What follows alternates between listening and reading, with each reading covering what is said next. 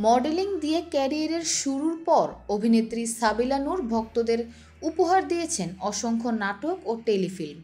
গত বছর বাংলাদেশ ভারতের যৌথ প্রযোজনায় নির্মিত মুজিব একটি জাতির রূপকার সিনেমাতে শেখ রেহানার চরিত্রে অভিনয়ের মাধ্যমে বড় পর্দায় পা রেখেছেন তিনি।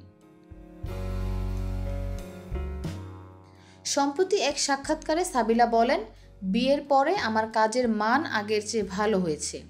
আগে বাবা মা বা পরিবার থেকে উৎসাহ দিত, আর এখন নেহাল আমাকে উৎসাহ দেয়। নাটকে এখন আগের তুলনায় কাজ কিছুটা কম করা হচ্ছে। এরপরও চেষ্টা করছি ভালো ও ভিন্ন গল্প নিয়ে কাজ করতে। নতুন সিনেমার বিষয়ে অভিনেত্রী বলেন, আমার সাথে কথা চলছে একটি সিনেমা নিয়ে, হয়তো এবছরই সেটার শুটিং হতে পারে।